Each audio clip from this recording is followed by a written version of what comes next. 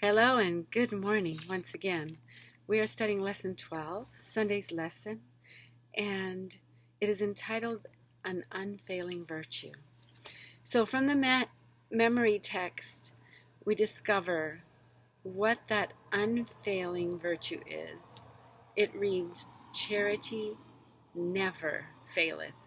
So from this verse, we find that this whole lesson this week is going to be based on agape love, because charity in the original Greek is the word agape, which is that divine selfless love that it never fails. So the foundation of the lesson this week is about that divine agape love that can never fail. It is the strongest power, the strongest motivator, the strongest transformative power that there is in the universe. And because of that, let's read what our commentary says. "Never should we pass by one suffering soul without seeking to impart to him of the comfort wherewith we are comforted with God." That's what agape love does. It flows. If we receive it, it flows to others. So the first section is called A Powerful Motivation, and of course that motivation has to be that agape, that divine love, that selfless love. And so as Christian stewards, what was Paul's motivation? As he wrote to the Corinthian church, we see that Paul was compelled. The gospel is good news. And he said in 1 Corinthians 9:16-19, he says that he preaches the gospel, the good news. He shares the good news, not for glory, not for attention, not for applause, but he's compelled to do it because how can I not share? He says it, woe is me. And he does it willingly. He does it with energy and intentionality and automatically, because something has motivated him. And if we go to 2 Corinthians 5:14 and 15, we see what that motivation is. And so here he speaks again to the Corinthian church in his second letter. The love of Christ is what constrains us, because he died for all.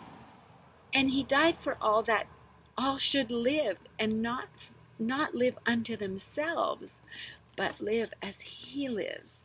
And so this is what makes him so preoccupied, so obsessive, is because he has tasted the love of Christ. And this is such good news to humanity with all our dysfunctionalities. This is, Paul discovers, the answer, the cure, because we are doomed. We were doomed, and Jesus came and lived and died for us. And so now Paul, he has tasted and he has received this gift, and he has experienced that agape love, and in gratitude and with reference to all of that God has done, he now allows that agape to flow to others. And so what does Peter, another apostle, have to say about what motivated him? So we turn to 1 Peter chapter 1, verse 22, and we see that he says, "Seeing ye have purified your souls in obeying the truth through the Spirit unto unfeigned love of the brethren, see that ye love one another with a pure heart fervently." Why? Why does he exhort us to have this pure, unfeigned love in obedience to God and service to others? Because we've been born again, not of corruptible seed, but of the incorruptible, by the word of God, as a result of having received that life and that death, life, and resurrection of Jesus Christ that he has hammered out for us, a new life. He has taken on our DNA so that he can share his divine nature with us. And this is what motivated the early church. This is what infected the apostles, the disciples, and the whole early church.